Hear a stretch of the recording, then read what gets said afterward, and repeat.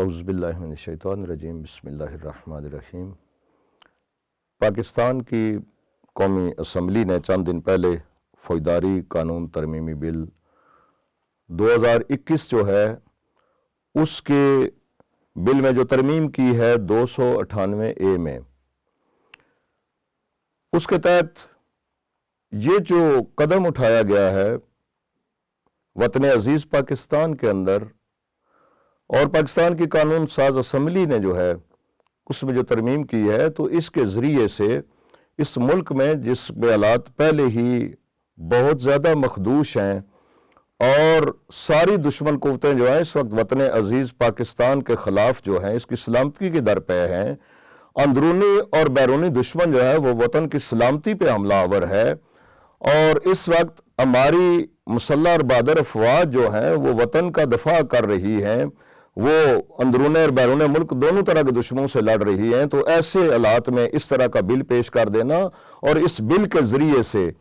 یہ جو نام دیا گیا ہے اس سے فرقہ واریت ختم نہیں ہو رہی ہے، بلکہ فرقہ واریت پھیلانے کے لیے اس کی بنیاد رکھ دی گئی ہے، اور اس میں جو اپنے طور پر من پسند جو ہے وہ ترامیم کر کے تو اس میں بے گناہ لوگوں کو جو ہے پھنسایا جائے گا۔ اس کے اندر جس طرح ہم پہلے بھی دیکھ رہے ہیں کہ جتنے قوانین پہلے بھی بنے ہیں تو اس میں بجائے اس کٹہرے میں دہشت گردوں کو لایا جاتا، شریف شہریوں کو، قانون کی پاسداری کرنے والے لوگوں کو جو ہے ان کو فورتھ شیڈول میں ڈالا گیا، 295C جو ہے ان پر لگائی گئی۔ اب اس کے بعد دیکھیں کہ یہ جو توہین کا پہلو ہے یہ تمام مکاتب فکر کے نزدیک جو ہے وہ الگ الگ ہے۔ مثلا آپ کیا تاریخی حقائق کو تبدیل کر دیں گے، اور پھر اس کے اندر یہ باقاعدہ شامل کرنا کہ صحابہ کرام اور اس کے بعد پھر ساتھ ان کے ساتھ خلفائے راشدین، یعنی کیا خلفائے راشدین جو ہے وہ صحابہ کرام کے ساتھ اندر وہاں شامل نہیں ہیں؟ اور پھر ہم تو وہ ہے کہ جو اس بات پر مطلقاً ہمارا یقین ہے جو قرآن نے کہہ دیا لَقَدْ كَرَّمْنَا بَنِي آدَمَ، ہم تو انسانیت کی توہین کو جو ہے وہ جرم سمجھتے ہیں۔ انسان جو ہے اس کو صاحب کرامت بنایا گیا، صاحب فضیلت بنایا گیا ہے۔ مشاہیر اسلام کو جو ہے ان کی اس طرح خدا نخواستہ توہین کرنا یہ تو ہم سوچ بھی نہیں سکتے، لیکن ہم یہ دیکھ رہے ہیں کہ یہ پاکستان جو پہلے نامساعد حالات سے گزر رہا ہے، بین الاقوامی طور پر بھی پاکستان کا چہرہ بگاڑنے کی ایک سازش ہے، اور وہ ساری یزیدی طاقتیں اور قوتیں جو اول دن سے پاکستان کی سالمیت کے در پہ ہیں، وطن کے اہل وطن کے خلاف جو ہے وہ کوئی موقع ضائع نہیں ہونے دیتے، تو یہ انہی کے ماں اور شاہ پر جو ایسا کیا جا رہا ہے۔ تو ہم یہ اس بل کو کلی طور پر مسترد کرتے ہیں، اور کسی صورت میں یہ بل جو ہے وہ تسلیم نہیں کیا جائے گا، اس لیے کہ اس کی وجہ سے مخصوص سوچ، مخصوص نظریے، مخصوص فکر جو ہے مسلط کرنے کی جو کوشش اور سازش ہو رہی ہے، ہم اس کو وطن عزیز کے اندر کسی صورت میں جو ہے وہ کامیاب نہیں ہونے دیں گے۔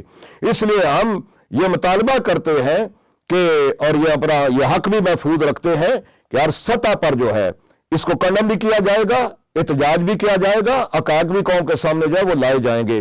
تو ہم مطالبہ یہ کرتے ہیں، پاکستان کی قومی اسمبلی نے جو ہے اس کو پاس کر دیا، اس کے بعد ابھی یہ سینٹ میں جانا ہے، تو سینیٹرز جو وہاں پر بیٹھے ہوئے ہیں وہ ساری شخصیات اور جس کمیٹی کے پاس جانا ہے وہ سارے کے سارے اس پر غور و فکر کریں، غور و غوض کریں، اور کوئی بھی ایسا قانون نہ بنایا جائے کہ جس کی وجہ سے وطن کی سلامتی جو ہے وہ خطرے میں پڑ جائے۔ تو ہم یہ مطالبہ کرتے ہیں کہ دیکھیں پاکستان جو ہے وہ پہلے گناہ و مسائل میں گرا ہوا ہے، پاکستان کے پہلے حالات اس قدر زیادہ دگرگوں ہیں، تو اب آپ دیکھیں کہ ساری کی ساری بین الاقوامی طاقتیں ہمارے خلاف جو کچھ کر رہی ہیں، آج بھی آپ دیکھ لیں کہ پاکستان کا جو پاسپورٹ ہے وہ دنیا میں سب سے نچلے درجے پر چلا گیا ہے۔ یہ اسلامی جمہوریہ پاکستان جو بانی پاکستان کا اعظم محمد علی جناح نے بنایا تھا، یہاں پر تو یہ تھا کہ ہر مکتبہ فکر جو ہے وہ اپنے عقیدے کے مطابق زندگی بسر کرے گا۔ پھر اس کے بعد 1973 کے آئین کے تحت جو ہے قرآن و سنت کی تعبیر بھی ہر مکتبہ فکر جو ہے وہ اپنے مطابق جو ہے وہ کرے گا۔ تو یہاں پر اس توہین کی آڑ میں یہ بات توہین کی نہیں ہو رہی ہے، توہین کو کر بھی نہیں سکتا، میں نے کہا کہ ہم ایک عام انسان کی توہین جو ہے جرم سمجھتے ہیں، تو خدا یہ کہ مشاہیر اسلام کی توہین کی جائے یہ نہیں ہو سکتا، لیکن اس توہین کی آڑ میں اور اس ضمن میں جو اپنے مقاصد پورے کیے جا رہے ہیں، اور باقاعدہ ایک مخصوص میں سمجھتا ہوں کہ مکتبہ فکر کا جو ہے، اور وہ مخصوص مکتبہ فکر سے مراد تناہم نہیں ہے، اس میں اہل سنت برادران بھی اسی طرح متاثر ہو رہے ہیں، اہل تشیع بھی اسی طرح، پاکستان کے باقی مکاتبہ فکر بھی جو ہے، مکاتبہ فکر جو ہے وہ بھی متاثر ہو رہے ہیں، اس لیے کہ مثلا اگر آپ توہین کا پہلو کہتے ہیں تو پاک نبی کی ذات پر جس وقت آپ آ جائیں گے تو وہ ہیں کہ جو نبی کو بشر مانتے ہیں، وہ جو ہے وہ جو پاک نبی کو نور مانتے ہیں، تو اب جو بشر مان رہا ہے اس کے نزدیک جو نور مانتا ہے وہ سمجھتا ہے کہ جو بشر مان رہا ہے وہ توہین کر رہا ہے، اور بالکل اسی طرح ہے۔ اب جو کہتا ہے کہ نبی علم غیب جانتے ہیں، اب دوسرا وہ کہتا ہے کہ نبی کچھ نہیں، نعوذ باللہ جانتے تھے، تو اب جو علم غیب جانتا ہے کہتا ہے کہ نبی جانتے تھے، یقیناً ایسا ہے، تو اس کے نزدیک وہ توہین کر رہا ہے، اور بدترین توہین ہو رہی ہے کہ جو کہتا ہے کہ نہیں جانتے تھے۔ اسی طرح جو کہتا ہے کہ نبی کا نعوذ باللہ آپریشن ہوا تھا تو اس کے بعد جناب نور جو ہے وہ بھرا گیا، اب نبی کو کہہ رہے ہیں جناب جبرائیل تشریف لا کر کہ سب سے پہلی وہی آ رہی ہے، اقرا باسم ربک الذی خلق، تو نعوذ باللہ نبی کہہ رہے میں پڑھنا لکھنا نہیں جانتا، تو جو کائنات کو پڑھانے کے لیے آیا وہ پڑھنا لکھنا نہیں جانتا، تو پہلے توہین کی تو ڈیفینیشن کر دی جائے کہ توہین ہے کیا۔ تو اب تاریخ کو بیان کرنا کیا یہ توہین ہے؟ تاریخ کے حقائق کو بیان کرنا کیا یہ توہین ہے؟ کیا آپ ایک طرف حق کو رکھ کر دوسری طرف باطل کو رکھ کر آپ دونوں کو مساوی کر دیں گے؟ نہیں، اب دیکھیں کہ حق اور باطل کے درمیان ایک حد فاصل جو ہے وہ آپ کو ہر صورت میں قائم کرنی پڑے گی، اور ہر صورت میں وہ قائم رہے گی۔ تو اب یہ جو ہے توہین کے بارے میں تو ہم نہیں سوچ سکتے، بار بار میں عرض کر چکا ہوں، لیکن یہ یاد رکھنا کہ ایسی صورت میں کہ توہین کی آڑ میں آ کر اس طرح کا کوئی بل، اس کو قانونی حیثیت دے دینا، اس کو نافذ کر دینا، اب آپ دیکھیں نا کہ آپ شخصیت کو جس پر آپ الزام لگا دیں گے وہ جس وقت پکڑا جائے گا، پکڑے جانے کے بعد وہ جیل چلا جائے گا۔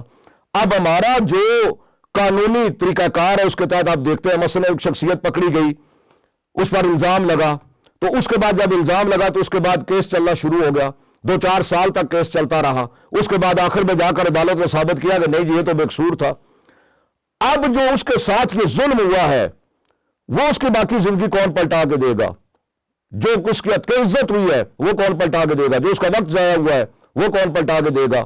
تو وہاں پر یہ بھی باقاعدہ جو ہے قانون جو ہے وہ سوچ سمجھ کے بنایا جائے، وہ بہتری کے لیے بنایا جائے، اور قانون جو ہے وہ پاکستان کا نام روشن کرنے کے لیے بنایا جائے۔ تو اب اس کے بعد مثلاً یہ بات قاعدہ بھی ہو کہ اگر توہین کا کوئی الزام لگا رہا ہے اس کے بعد یہ بھی دیکھے کہ اگر بے قصور ثابت ہو جاتا ہے وہ بندہ جس پر الزام لگا دیا گیا ہے،